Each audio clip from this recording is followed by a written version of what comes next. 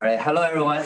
Today I'm going to talk about this topic towards vision-guided scalp-based surgery.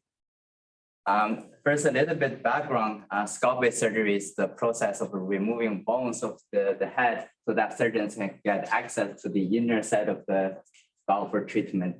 And this is a complicated surgery for several reasons. First, critical anatomies, such as brain is usually around the drilling site, and they are often only millimeter away from where the surgeons are drilling. So there's a risk of parallelizing the patient. And the worst is that these anatomies are often hidden behind the bone. So surgeons have to rely on their extensive training to predict where these anatomies are. And overall, this is a very complicated surgery and has a very high complication rate. So my advisor, Dr. Creighton, really had one of my favorite quote about this is scalp-based surgery is basically playing Minesweeper, but with a much higher stake.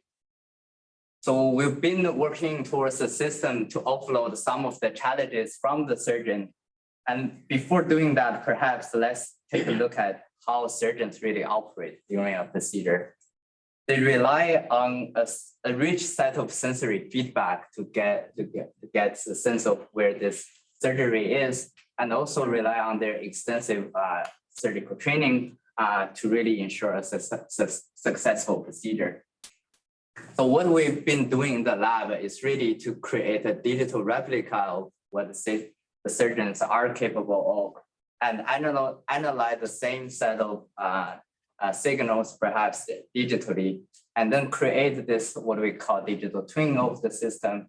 And we're hoping that by allowing the surgeons to communicate with this digital twin, the shared situational awareness will improve the surgical outcome and improve the surgical safety. So in our lab, we've been really working on this system from three main directions. First one is the precision. Before even I started, there's a series of work developing this highly accurate, cooperatively controlled surgical robot that allows surgeons to move the surgical drill in a very high superhuman precision. What I've been working on for the past few years is really on this navigation direction. Essentially, we want to use the surgical video as input and predict where things are in space, especially for the surgical drill and patient anatomy. And then lastly is the visualization aspect. Essentially, this is the digital twin setup where the simulation environment will real-time reflects what's going on in an actual surgery so that there's a shared context situational awareness. So I'll first talk about this, the set of computer algorithms and move to the digital twins later. Because essentially we're interested in this navigation task, and this is a 3D problem. The first thing we looked at is how to recover depth from a stereo video. So stereo depth estimation is really a problem that concerns how to estimate the depth given a stereo setup. And this is a really correspondence problem given the epipolar geometry, essentially searching which pixel of the right image can be matched against the left image. And it enjoys several very useful properties, such as uniqueness constraint, where one pixel in the right image gets matched to the left image, no other pixels should be matched again. And sometimes there's occlusion where the scene is only visible to one of the camera, and at the same time, the disparity has to be positive.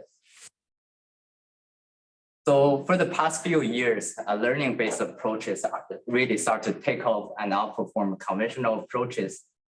And how they work is really feed left and right images into a convolution network, extract the features, and then build a 3D volume and use 3D convolution to estimate disparity. Despite the stellar performance, there are also opportunities for improvement. For example, it's very hard to understand what's going on with the 3D convolution. And it's not clear how to incorporate the constraints I mentioned earlier during the estimation process. So for the project, we really ask ourselves, how do we exploit the additional constraints, perhaps for a better performance? Given this setup, like left image, right image feeding into a network, extracting features, and then match the pixels along the epipolar lines. This really sounds a lot like sequence-to-sequence processing in a language task. And in fact, this perspective is not new and it can be dated all the way back to 1985. And we can do much better now with a new emerging architecture called transformer. So the way our stereo transformer works is first apply self-attention within each image itself so that it can aggregate information within an image and updates the feature. We then apply cross attention to look at the other pair of image and then aggregate the information there and then update the feature set again. This process repeats for several iterations or layers. The disparity is estimated based on the attention. Essentially, the most attended value given a pixel is going to be the correspondence, and therefore we have the disparity. So integrating the previous talked constraints into stereo transformer turns out to be much easier compared to 3D convolution. And we can take a look at them one by one. For example, positive disparity, that's essentially saying that even the left pixels in the column and the right pixel shown in the row, we're saying for each pixel of the left image, we can only look to left, but not right. Therefore, the position difference is the disparity is going to be positive. And this can be trivially implemented as an attention mask, where the white region is allowable attended region, but the black one is a forbidden region. In terms of the uniqueness constraint, we're saying is really once a pixel gets matched, no other pixel can further attend to it anymore. And it's basically shown here as once this green pixel is matched, no other pixels in the left image can further look at this pixel anymore. And this is essentially a Hungarian matrix for assignment problem, but in a soft way because it's differentiable. And this can be done using Singaporean algorithms where enforcing the summation of the attention along each row is going to be 1, and along each column is also 1. But doing that, something fails very quickly. And you probably haven't realized that if the green matches to green, red matches to red, but the last pixels of the left and right image are not supposed to be correspondences, perhaps due to occlusion. But given this uniqueness constraint, they have nowhere else to look. So we adopted a concept called occluded attention, essentially appending an additional column and additional rows and allow them to look at this occluded region inside of each other. And then during the disparity estimation process, we'll just extract the top left matrix for disparity. So we took a step further and look at how stereo transformer really works. And here I'm showing two pixels in correspondence as crosshair and locating in a large, smooth, homogeneous color region, which is very hard to match against each other due to the color ambiguity. And here, the whiter the region is, the more attention it gets. But there are several interesting observations. First, as the layer gets deeper and deeper, we can see that the attention span starts from global context and quickly shrinks to the local context, especially shown in the right cross attention. And another interesting observation is that if we look at the attention on the left, for example, here, the attention really latches on dominant features, for example, the edges and the corners of the image. And we hypothesize that the stereo transformer essentially is leveraging this relative distance to these edges to figure it out what it should match to against the right image. And to verify the hypothesis, we took out the features from each transformer layer even though it's high dimension, and back projected down to RGB space using PCA. And as the layer gets deeper and deeper, we start to see high frequency information propagates from these edges all the way to the table center. Essentially, we think this verifies to some extent our hypothesis that stereo transformer is leveraging the relative distance information for matching in ambiguous regions. And back then, stereo transformer achieved the state-of-the-art generalization ability over prior work. And we are very excited to apply this in our scenario. And then we soon realized something's wrong. But looking at this input from a stereo video, we start to realize that the reconstruction result with the depth estimation has a lot of jitters and noises in a video use case. And this is essentially suggesting there's no temporal coherence during the estimation process.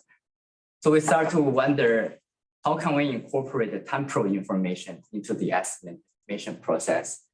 And it turns out to be a really challenging task because depth is not translation invariant. We have to align depths into a common coordinate so that we can stabilize them. And due to dynamics in the scene, for example, object motion, camera motion, or even object deformation, aligning all this information into one common coordinate is very challenging. At the same time, we want to do this in real time, and therefore we do not want to assume any future information available. So to this end, we present a framework named COD, stands for Consistent Online Dynamic Depths, which really builds on top of the per frame stereo depth estimation network we discussed. So at each time, for example, T, we extract the depths and the features to represent the semantics information as well as the 3D scene information. COD introduces two novel additions to the pipeline.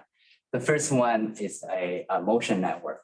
So given the depths and features extracted at the current time, we also take the same observation from the previous time and the input to the motion network to regress something we call a per pixel 3D motion. And once given this per pixel 3D motion, we can back project the observation in previous timestamp into 3D, transform it so that it's aligned with the current camera observation, and then project it back to generate the aligned observation from past to the current. And this process, by doing this per pixel 3D motion estimation, essentially we're able to accommodate all kinds of dynamics because it's not assuming any rigidity of the scene. And at the same time, this process is entirely online because we do not use any future information and only looking backwards in time. With the aligned observation from past, COD introduces another addition over per frame stereo depth estimation, which is called fusion network. Essentially, given the two observations across time, but aligned both at the current camera angle, the fusion network regresses something which we call per pixel waves. And this waves is in range 0 to 1, used to aggregate the two observations across time and eventually producing temporally consistent depths. COD runs this process for the entire video sequence. Given a stereo video input, it will predict the temporally consistent depths for that frame, and then catch the result for the next frame, and then repeat until the video ends. As a qualitative comparison, on the left, we see the original per frame stereo depth estimation. On the right, we see what the COD is able to produce. And the result is much more stable compared to the per frame variation of it. And then we take COD and compare to CT scan because essentially that's our ground truth and we're interested in how accurate the reconstruction is. Here we are showing a signed distance function, assigned distance error plot of the reconstruction result against CT. Essentially, the reconstruction is sparse at the same time, somewhat accurate, achieving a 1.79 millimeter average reconstruction accuracy. But at this point, we start to realize that using depth as the entire representation of the 3D scene is not enough, especially given all the noises and outliers in the estimation. And we start to wonder, how can we constrain the reconstruction better, perhaps using all the information available in a video and or using another representation to represent the scene geometry. And that's why we looked into the direction named 3D surface reconstruction. So we proposed an algorithm named NeuroAngelo, which takes an input video that can be casually captured in the operating room, for example, using a smartphone. And then NeuroAngelo is able to produce dense and at the same time accurate 3D reconstruction of the scene, so that this can be used for either registration purpose or just allow surgeons to snapshot their surgical progress as they go. So the way NeuroAngelo works is it has builds on two ideas. One is called multi-resolution hash grid, and the other one is signed distance function-based volume rendering, or SDF in short. The way multi-resolution hash grid works is that given a point in space, it encodes this point across various resolution and producing different set of encoded features. And this set of features are then fed into an MLP to predict RGB values to represent the color, and at the same time SDF values to represent the geometry. Given a camera observation, we backtrace the array into the space and then sparsely sample the entire space so that we can eventually composite everything into an RGB image so that we can use the RGB video directly as the optimization objective. We opt for a multi-resolution hash encoding because it scales much more efficiently compared to what was done before, for example, Fourier features. But directly integrating hash encoding with SDF-based volume rendering has one limitation. And the limitation itself often manifests as holes and noises in the reconstruction, especially in large, smooth regions. To understand why this is happening, perhaps we could look at a toy example. So here I'm essentially showing a 2D slice of the hash grid. And given a 3D point X in space, how hash encoding works is that it trilinear samples the features stored at the grid corners to generate the features at this point X. And the features are then fed into MLP, as I mentioned earlier, to predict SDF values to represent the geometries. And often it's desirable to regularize the SDF, for example, by computing higher order derivatives of SDF. The first order derivative will be the normal of the geometry, and the second order derivative can be used to compute surface curvatures. Prior to NeuroAngelo, the de facto approach for computing such information has been analytical gradient. In other words, people just use PyTorch's automatic differentiate functionality to take the derivative of SDF with respect to the position X and then obtains these derivatives.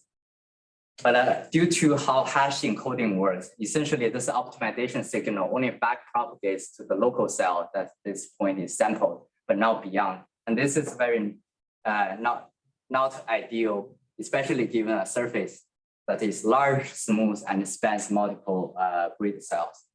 And given partial camera observation, this means that only the local cells receive gradient updates and optimization signals, but the surrounding ones will have no updates at all. So essentially, the analytical gradient suffers from optimization locality, and that induces all the artifacts that we saw earlier in the reconstruction. And to mitigate this, NeuroAngelo proposes two simple techniques, which turn out to be super effective. for 3D reconstruction. So the first one is called numerical gradients. To really understand what's going on, maybe we can come back to this tool example. Given a 3D point X in space, instead of just computing trilinear sampling, we move along each axis of the hash grid by a step size epsilon to generate additional queries in space. We do the same thing, trilinear sampling for each of the point, and then getting the features, and the features are fed into the MLP to regress SDF values. The SDF values are then used to for finite differences to compute the numerical gradients for the point X. And essentially, this is a smoothing operation in comparison to analytical gradients and optimizes the grid beyond the local self. The second key ingredient of NeuroAngelo is the idea of coarse-to-fine optimization. So what's happening is we gradually enable higher and higher resolution hash grid features, and at the same time, decrease the step size for numerical gradient computation. As a result, the reconstruction from NeuroAngelo has this property called progressive level of details, where the fidelity of the reconstruction just increases as the optimization process proceeds. This is again the reconstruction result from the the COD framework in comparison to CT, which is sparse and noisy. And in comparison, NeuroAngelo achieves much denser reconstruction, but at the same time, the reconstruction is a lot more accurate. Here are some quantitative comparison where the number of points recovered significantly increased, and we show that we achieved a sub-millimeter average Hausdorff distance in construction, and the average error, in fact, above 90% of the points have an error less than 3 millimeters. With all these pieces together, I will talk about what we did for 3D tracking. And this is probably true for every single kind of surgery. In general, we are interested in, we are asking the question, where are the surgical tools and where are the patient anatomy in space? And at the same time, what's their relative spatial configuration? And instead of using traditional external trackers such as optical tracking or EM tracker, instead we want to directly regress such information from a stereo microscope because it just offers more direct observation onto the surgical field. To this end, we're proposing a framework named Tattoo, tracker for anatomy and tool. So how Tattoo works essentially is as follows. Even a stereo video, we have the stereo frames. In other words, left and right images across different timestamps. Here I'm showing T and T+1.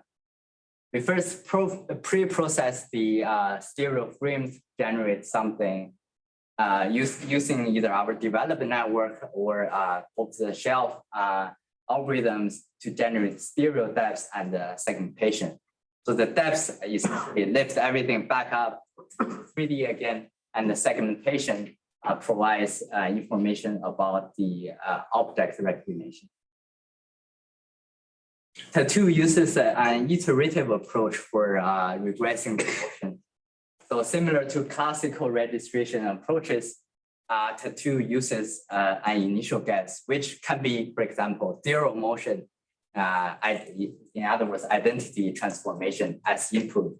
And then it computes a set of correspondences across the two timestamps given the stereo frame. And the correspondences are often noisy, so we feed them into a deep neural network to perform a refinement on the correspondences to correct any residual error. Once we have that, we feed them into an optimization process and to regress the motion at T at 1. Essentially, this is the iteration 1, where T is referring to the motion of the objects. And this process repeats for iteration 2, and then again for iteration all the way to iteration k. And that's essentially how tattoo works. So let's get deeper a little bit to see how tattoo works. First is the correspondence matching process. We're given this set of pixel I at time t. We back project everything again into 3D using depth estimation. And given the initial guess of the motion, with the latest estimated motion for each of the object anatomy or tool, we transform them to align with the camera at t+1. And then by projecting them back into the image, we find the 2D pixel locations of the from time t, which we call j at time t. Essentially, I and t form a set of correspondences across time. And I would like to note that the correspondences we compute is dense because we perform the same process for every single pixel in the image observation. However, after getting the correspondences, it's very likely that the correspondences are wrong, especially given the initial guess of the motion. And then we need a form of confidence or a way to assess how well these correspondences are, or how fit the correspondences are.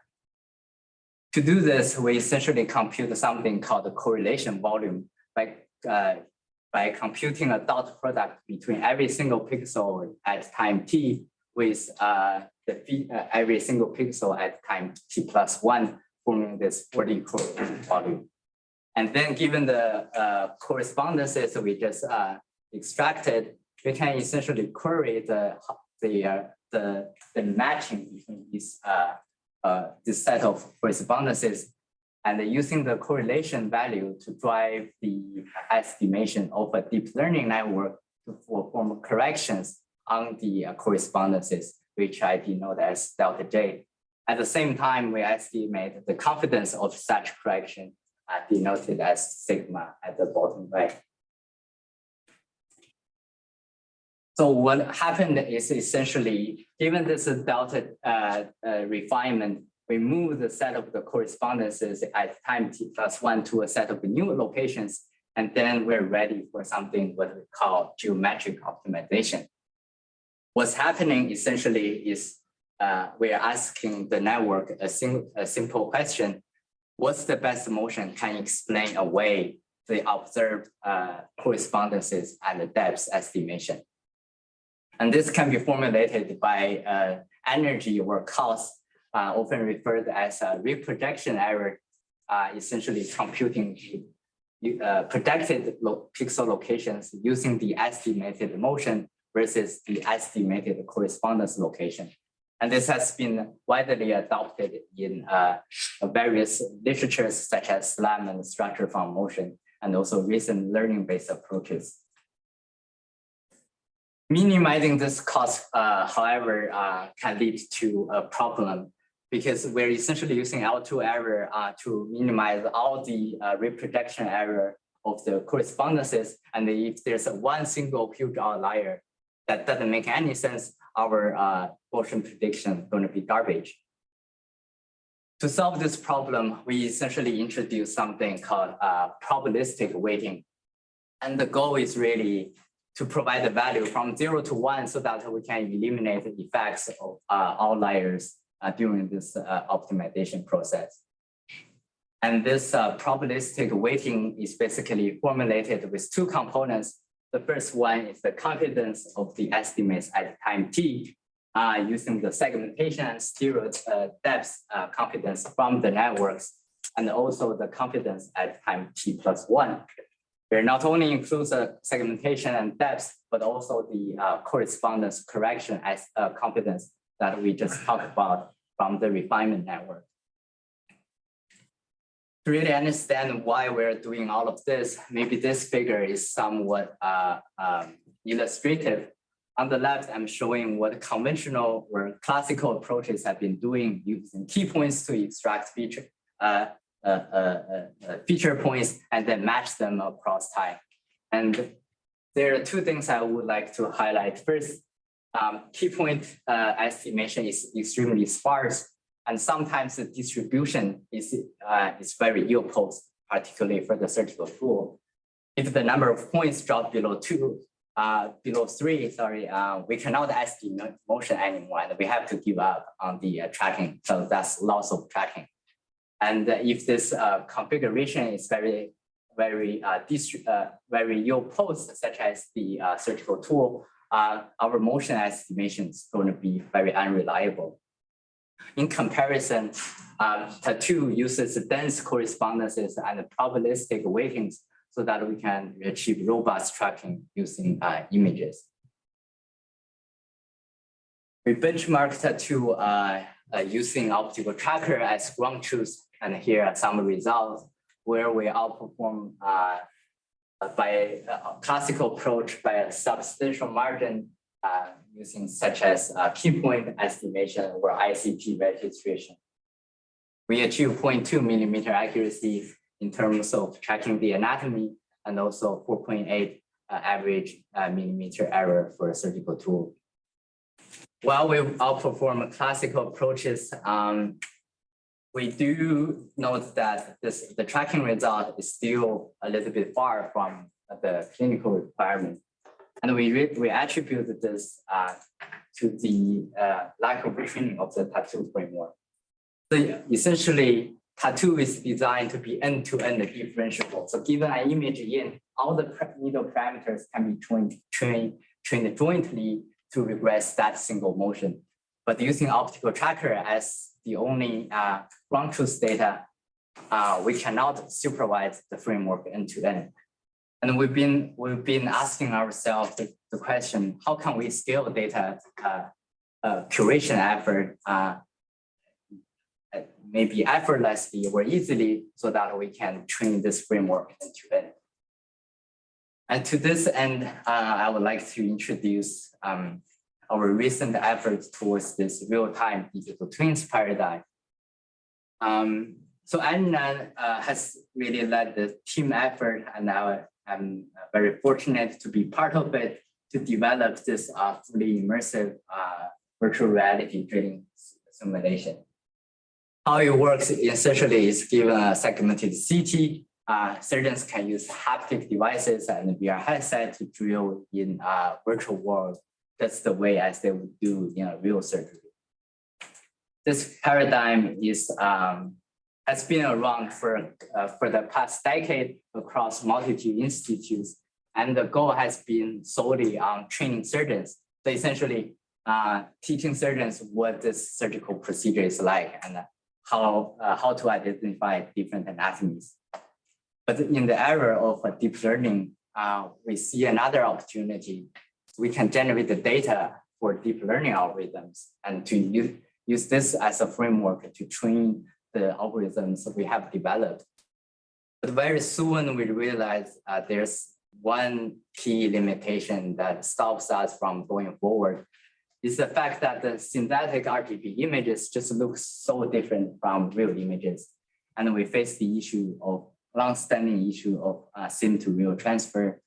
And this is just not ideal. And we start to look into the fact that can we pack reality into the training simulation so that we can avoid this problem?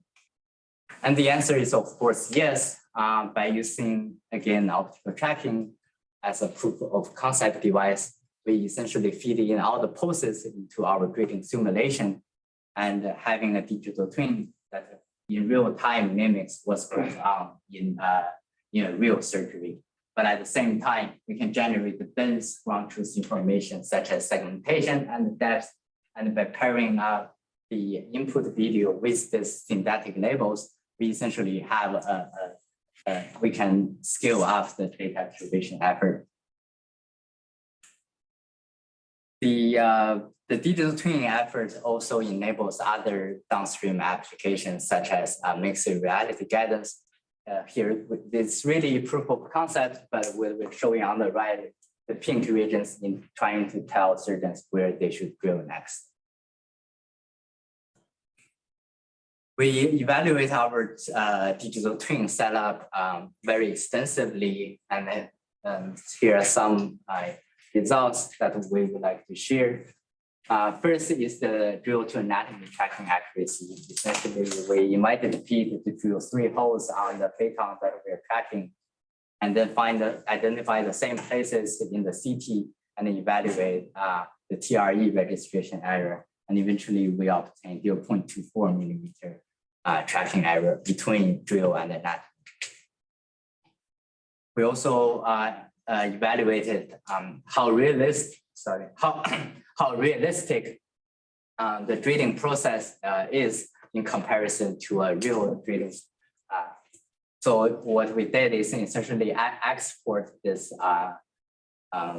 simulation result and then compare against CT scan and evaluate the error at different locations, and we achieved around 1.5 millimeter drilling accuracy.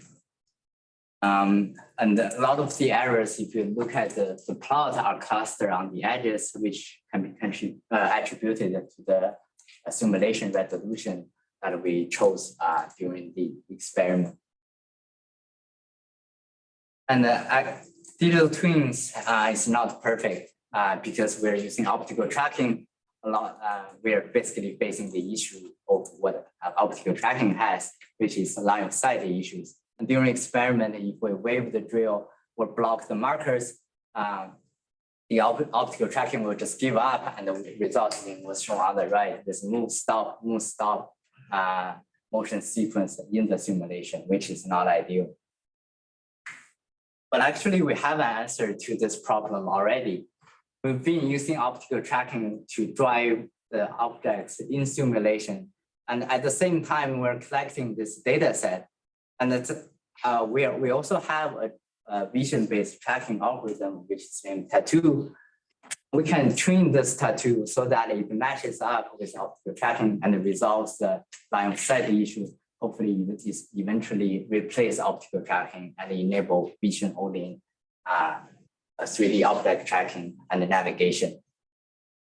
And here are some qualitative results that we obtained during Dr. Creighton's drilling process. On the right, I'm showing entirely Tattoo track surgical drill motion without the use of optical tracking at all. Here are some quantitative numbers. Eventually, we're currently the Tattoo achieved 0.65 relative error in millimeters between anatomy and drill. Despite all of this effort, there's a lot of future work that we can do to further improve the system.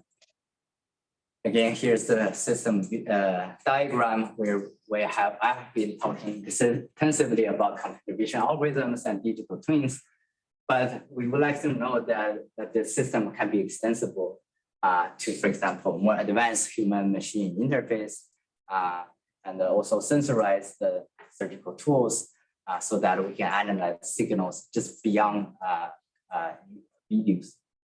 And I think there's another tremendous opportunity which I intentionally left blank on the top right, which is surgical priors, essentially how to incorporate the extensive training process that surgeons went through into such a system. To really showcase you why I think this is an opportunity, I had a chat with recent ChatGPT. I set up an entirely hypothetical discussion and a story, essentially scavenger hunt. There are blue markers buried in the sand. If I see them, I should stop. I asked ChatGPT, what should I do if I see blue things? And it's been amazing that ChatGPT is able to understand the context, but at the same time, give you the correct answer, saying I should stop. You may wonder why I'm doing this kind of conversation with ChatGPT. It's really because surgeons use the same thing, same cube during surgery. During skull-based surgery, if they see yellow things during the drilling process, which is an analogy to the sand shoveling process, you should stop if you see yellow things. And then if we have a foundation model that is able to build shot to learn this kind of things will be able to inject surgical priors into our system. And not to mention a series of developments in the general CV community that is able to understand a video, what's going on in a video at the same time, has the capability to dialogue with human users. And another opportunity, I think, lying in front of us is the ability to understand shapes. So this is a project we did a couple of years back, where we extract every single anatomy cochlea of the patient across the entire population and compute a statistical shape modeling of the cochlea and doing PCA to see how the anatomy varies along each principal component. Despite very interesting, this algorithm has no idea what cochlea is compared to a surgeon or even a medical student. So if we were able to present a 3D reconstruction to the algorithm, and the algorithm is able to recognize what kind of object it is, I also think this is another opportunity to inject priors into our system. So that concludes all the technical discussion of the work. Of course, I didn't do any of those the above work myself. I just feel first I have to express my gratitude to my advisors, Professor Taylor, Professor Umbra, and Dr. Creighton on Zoom. Over the past few years, I really learned how to do better researches than where I was. And I think another thing is I really learned to become a better person than where I was before. And I always tell people that I don't think I can go to academia. It's really, I think these guys set the bar very high. I just simply think I am not qualified for academia yet. I would also like to thank all the LCSR, CS faculties and staff that I have the fortune to interact with. It's their shoulders I stand upon to reach what seemed impossible before. I would like also to thank all the external collaborators that I had the opportunity to interact with. Is their complementary knowledge to our system really enables a lot of our work. Last but not least, a lot of the happy faces that are here in the room and also on Zoom and everywhere else. It's really been a pleasure to meet every single one of you.